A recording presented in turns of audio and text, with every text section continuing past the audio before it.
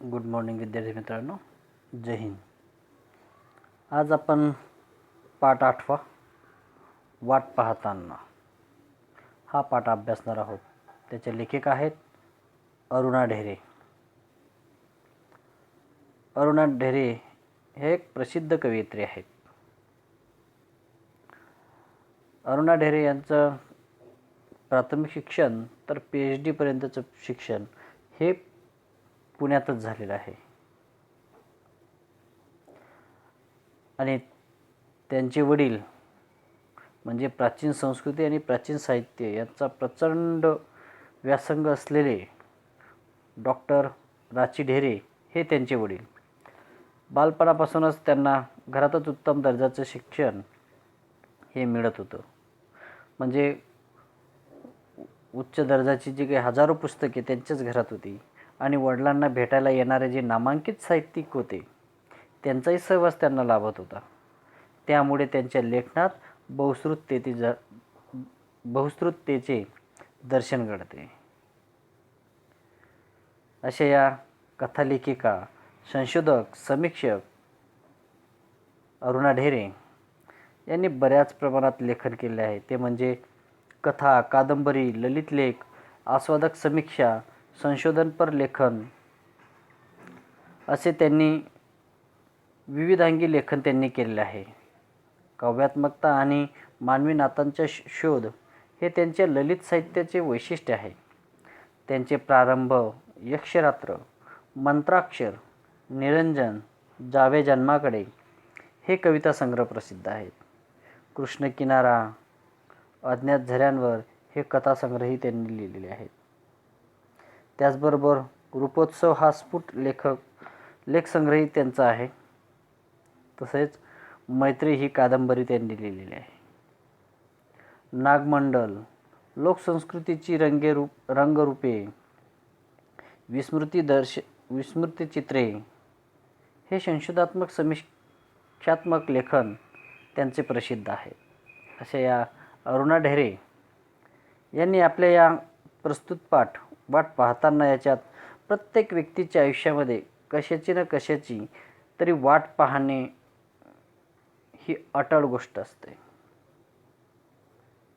प्रत्येकजण कोणती ना कोणती वाट पाहत असतं आणि प्रस्तुत पाठात लेखिकेने वाट पाहणे या गोष्टींचे अनेक विविध पैलू उलगडून दाखवले आहेत. वाट पाहणे हा अनुभव कधी सुखद असतो तर कधी दुःखदही असू शकतो.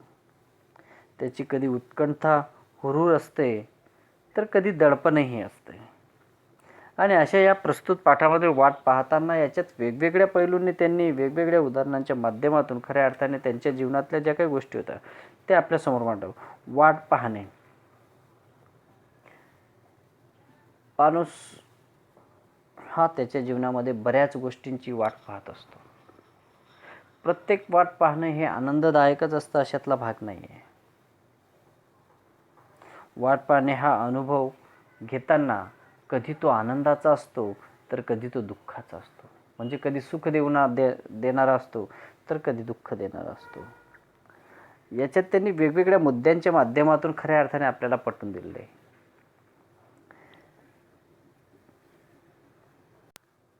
ते त्यांच्या जीवनातले अनुभव सांगताना असे विचार मांडतात की कधी परीक्षा तोंडावर आलेली असायची त्यावेळेस सुट्टी लागण्याची वाट पाहणं तो सुद्धा एक आनंदाचा भाग असायचा त्यांच्या जीवनामध्ये. त्यांना वाचनाची आवड होती. म्हणजे पुस्तकं वाचण्यासाठी जे ते दिवस म्हणजे सुट्टीतले दिवस, गोष्टींची पुस्तकं ही वेगवेगळी पुस्तकं वाचन करताना सुद्धा त्या गोष्टी त्या वेळेची त्या सुट्ट्यांची वाट पाहण्यात त्यांना आनंद होता. पोपटांच्या पक्ष्यांचा थवा त्यांच्या त्या उमराच्या झाडावर येऊन बसणं त्याची सुद्धा वाट पाहण्यात त्यांना एक वेगळंच. त्याचबरोबर नवीन नवीन पुस्तके वाचन करत असताना न पाहिलेले देश, न पाहिलेली माणसं, न अनुभवलेले प्रसंग जे अद्भुत असायचे, जे थरारक गोष्टींनी भरलेल्या वेगवेगळ्या जगाची पुस्तकातून दर्शन घडत असे, ह्या सगळ्या गोष्टींचं सुट्टीच्या दिवसांमध्ये वाचन करण्यासाठी ते वाट पाहणं, या सगळ्या गोष्टी त्यांनी आपल्या या प्रस्तुत पाठामध्ये वेगवेगळ्या पद्धतीने वाट पाहण्याचा अनुभव कधी सुखद असतो तर कधी दुःखदही असतो. या सगळ्या गोष्टींचं वर्णन आपल्या या प्रस्तुत पाठामध्ये अरुणा ढेरे यांनी केलेलं आहे. प्रत्येक वाट पाहणं ही गोष्ट सुखाची नसते. ते वाट पाहणे दुःख, काळजी, अस्वस्थता, तडफड यांनी ती भरलेली असते. एखाद्या गोष्टीची वाट पाहावी लागते तेव्हाच तिची किंमत कळते. वाट पाहताना आपण धीर धरायला आणि संयम बाळगायला शिकतो. वाट पाहावी लागण्याची सुखाची चव वाढते आणि यशाची गोडीही वाढते. अशा या वाट पाहताना या पाठाच्या आधारे अरुणा ढेरे यांनी पाठाच्या आधारे सविस्तर आपल्याला त्या गोष्टी समजवलेल्या आहेत. ते आपण पाहूया. लक्ष द्या. पुढे लक्ष द्या. होळीनंतर झपाट्यानं कमी होत जायची आणि आंब्यावर मोहर नुसताच घमघमत असायचा. होळीनंतर थंडी झपाट्यानं कमी होत जायची आणि आंब्यावर मोहर नुसताच घमघमत असायचा. होळी ही फाल्गुन महिन्यात असते आणि त्यामुळे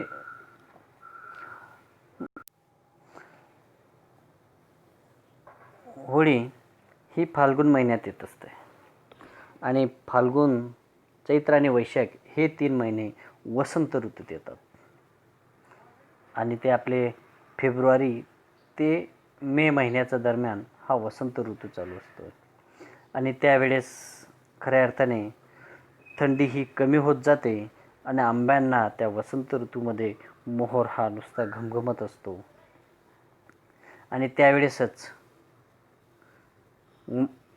मार्च एप्रिलच्या महिन्याच्या जवळपास परीक्षा तोंडावर आलेली असते. तोंडावर येणे म्हणजे नजीक येऊन ठेवणे किंवा ठेपणे, जवळच असणे आणि तेव्हा परीक्षा तोंडावर आलेली असायची, नजीकच असायची आणि त्यावेळेस त्या आठवणी त्यांच्या त्या मोकळ्या अंगणात अंथरूण पडायची ती सुट्टी लागल्यावर. पण मार्च एप्रिलमध्ये आम्हाला गॅलरीत झोपायला मिळायचं आणि या ठिकाणी अरुणा ढेरे म्हणतात की मार्च एप्रिल महिना असला की मग गॅलरीत झोपायला मिळायचं आणि म्हणून त्या अंथरुणात पडायची ती सुट्टी लागल्यावर त्या सगळ्या गोष्टींची वाट पाहणं. रात्रीचे मऊगार हात अंगावर फिरायला लागले की झोपेची गडद चाहूल यायची. डोळे मिटताना मनात एकच संदेश जागा व्हायचा आणि रात्री अगदी मस्त मऊगार हवेत छानपैकी झोप लागायची आणि झोप लागण्याआधी मनात एकच विचार यायचा की उद्या कोकिळेची कुहू ऐकू येईल का, बघू हां. पहाटे पहाटे गाढ झोपेत असतानाच तो कुहू कुहू आवाज कानावर यायचा आणि त्या आवाजाची वाट पाहण्याचं सार्थक होऊन जायचं आणि जो झोपण्याआधी केलेला विचार असायचा तो सकाळी ते कोकिळेची कुहू कानावर आली की त्या कुहू कुहू कोकिळेच्या आवाजाने जाग येणं हे स्वाभाविकच होतं, पण खऱ्या अर्थाने ते वाट पाहणंही होतं आणि ते पाहणं सार्थक होऊन जायचं. सार्थक होणं म्हणजे धन्यता वाटणे, परिपूर्ती होणे. सुट्टीची वाट पाहणं तर तेव्हापासून सुरू झालेलंच असायचं आणि तेव्हापासून सुट्टीची वाट पाहण्याची सवय झालेली होती. अभ्यासाचा आळस नसायचा, पाठांतर आवडायचं. अरुणा ढेरे म्हणतात की अभ्यासाचा आळस नसायचा, पाठांतर करण्याची आवड होती आणि नेमलेली पुस्तकं गोष्टींच्या इतर पुस्तकांइतकीच परत परत आवडीनं वाचली जायची. पण अभ्यासात वही पुस्तक जरा बाजूला झालं की सुट्टीची आठवण उसळी मारून वर यायची आणि अभ्यास करताना थोडंसं मोकळीक मिळाली की परत तो सुट्टीचा विषय आठवायचा आणि मग ते सुट्टीतले दिवस, ते अंगणातलं हजारी मोगऱ्याचं झाड, शनिवार वाड्यात सकाळी सकाळी जाऊन वेचून आणलेली बकुळीची फुलं, माठातलं वाळा घातलेलं पाणी, आई आत्यांची कुरड्या पापड्यांची घाई, अंगणभर पडणारी वाळवणं, कैरीची डाळ आणि पन्हं, कधीमधी घरची परवानगी मिळाल्यावर चोखायला मिळणारे बर्फाचे गोळे, उसाचा ताजा रस आणि मुख्य म्हणजे खूप गोष्टींची आणि कवितांची नवी पुस्तकं सुट्टीची किती वाट पाहत असू आम्ही आणि ते पुस्तकं वाचायला मिळायची. अशा या सगळ्या वाट पाहण्याच्या गोष्टी होत्या. या सुट्टीच्या दिवसांमध्ये हा सगळा अनुभव येत होता आणि सुट्टींच्या दिवसांमध्येच खूप गोष्टींची पुस्तकं, कवितांची नवी पुस्तकं ही वाचायला मिळायची. आणि म्हणून त्यासाठीच सुट्टींची वाट पाहत असायचे. पुढे अरुणा ढेरे म्हणतात की आमच्या भल्या मोठ्या वाड्यात पुष्कळ बिराडं असली तरी अख्ख्या वाड्याला मिळून असलेला 1/4 मजला म्हणजे माळाच होता.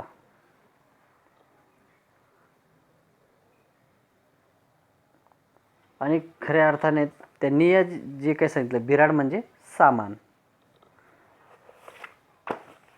या ठिकाणी त्यांचा जो काही सामान पुष्कळ असं सामान पडलेला जो काही वाड्यातला भाग होता, तरी 4था मजला हा म्हणजे माळाच होता. सुट्टीची वाट पाहताना माळ्यावर जाऊन पुस्तकांच्या गराड्यात बसण्याच्या अद्भुत कल्पनेनं अगदी आतून मन फुलून येई. आणि त्या पुस्तकांच्या गराड्यात म्हणजे गर्दी करून घातलेला जो वेढा असायचा, त्या ठिकाणी बसणं आणि वेगवेगळी पुस्तकांची माहिती मिळवणं अगदी मन प्रसन्न होऊन जायचे.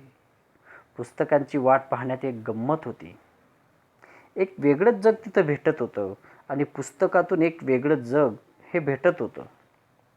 कारण पुस्तक वाचण्यातून बऱ्याच गोष्टी माहिती व्हायच्या. त्या म्हणजे न पाहिलेले देश, न पाहिलेली माणसं, न अनुभवलेले प्रसंग, अनोळखी तरी पण आपले वाटणारे असे ओळखीचे धागे जुळणारे, न जुळणाऱ्या गोष्टीसुद्धा किती थक्क करणाऱ्या म्हणजे जग असंही असतं तर. आणि असं वेगळं जग हे पुस्तकाच्या माध्यमातून अनुभवायला मिळायचं. मला केवढं तरी नवेपण भेटत होते आणि शब्दांची जादू कळत होती. आणि या वाचण्यातूनच खऱ्या अर्थाने शब्दांची जादूही कळत होती. मी वाचत होते त्या गोष्टी, तो इतिहास, ती गाणी कुणीतरी रचलेली होती, लिहिलेली होती. जे सुचलं ते लिहावंसं वाटलं. ते कसं लिहू शकले आहेत ही माणसं. मला भाषेची ताकद समजत होती, लेखकांच्या प्रतिभेची ताकद समजत होती. म्हणून पुस्तक वाचण्याची वाट पाहण्यात उन्हाळ्याच्या आधीचा काळ इतका वेळ लावायचा की बस.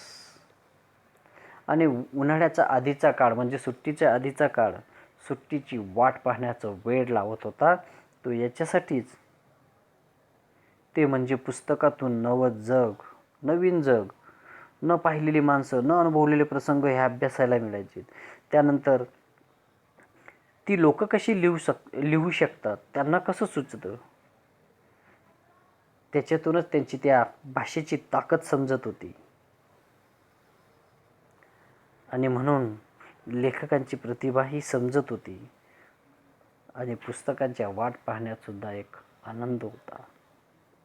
म्हणून तो सुट्टीच्या आधीचा काळ त्यांना वेळ लावणारा होता, सुट्टीची वाट पाहण्याचा. आणखी एक वाट पाहणं होतं पोपटांच्या थव्यांचं. लेखिका म्हणतात, अरुणा ढेरे म्हणतात की आमच्या घरामागे एक भलं मोठं उंबराचं झाड होतं. उन्हं तापण्याचे दिवस आले की त्यांचे थवे उंबरावर येऊन उतरायचे. कशा तरीच पानांचं गाठीगाठीचं ते झाड, तेव्हा पिके उमरांनी आणि राघूंच्या हिरव्या पंखांनी इतकं सुंदर होऊन जायचं. मी वाट पाहायची त्या थव्यांची, त्या लालसर गोड झालेल्या उमरांची, माझ्या मनात जाग्या होणाऱ्या कितीतरी कवितांची.